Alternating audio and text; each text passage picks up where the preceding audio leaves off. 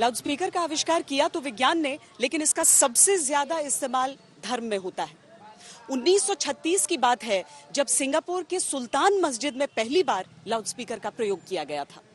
Loud speaker को कम बजा सकते हैं, आप अपना अजान कर सकते हैं, टाइम टेबल अलग कर सकते हैं, पर इन्होंने तो एक यही ठान लिया है कि नहीं, हमें तो हिंदुओं को क्षति पहुंचानी है, कैसे भी दुखी रखना है। इन लग रहा है कि वो जानबूझकर। हाँ, जानबूझ के हो रहा है। विवाद तो देखिए, विवाद अगर पॉलिटिकल पार्टीज के पास मुद्दा नहीं होगा, विवाद नहीं होगा, तो उनको वोट कैसे मिलेंगे? देखिए, मेरा मानना तो ये है कि किसी भी धर्म, किसी भी समुदाय के लोगों, सबको मिलजुल के रहना चाहिए।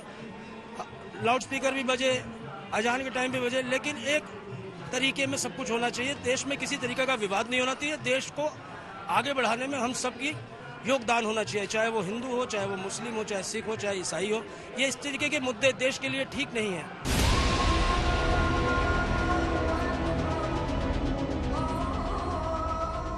पहली बार सिंगापुर की सुल्तान मस्जिद से जब अजान दी गई तो कहा गया था कि लाउडस्पीकर से अजान की आवाज 1 मील तक जा सकेगी।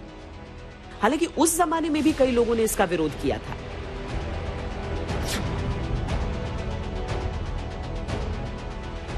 पैगंबर मोहम्मद की हदीसों की किताब सही बुखारी में लिखा है कि जब पहली बार नमाज पढ़ी गई तो ये बात उठी कि कैसे पता चलेगा लोगों को कि नमाज का वक्त हो गया है। कई लोगों ने राय दी कि कोई आग जलाई जाए या कोई घंटी बजाई जाए जिसकी आवाज से लोगों को पता चले कि नमाज का समय हो गया है। लेकिन बाद में पैगंबर हजरत मोहम्मद ने अपने साथी बिलाल को साधारण तरीके से अजान देने की जिम्मेदारी दी। जाहिर है उस वक्त कोई मशीन या लाउडस्पीकर नहीं थे, लेकिन फिर भी किसी तेज आवाज का सहारा नहीं लिया गया।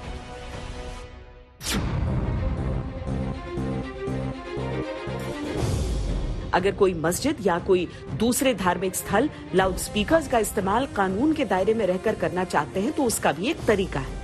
आमतौर पर माना जाता है कि वक्फ बोर्ड मस्जिदों को लाउडस्पीकर इस्तेमाल करने के लिए सर्कुलर जारी करता है, लेकिन कानून के अनुसार अगर किसी मस्जिद को लाउडस्पीकर इस्तेमाल करना है तो मस्जिद की प्रबंधक कमेटी जिले की संबंधित संस्था को एक एप्लीकेशन देती है ताकि वो उसको लाउडस्पीकर या एम्पलीफायर इस्तेमाल करने की इजाजत दे दे।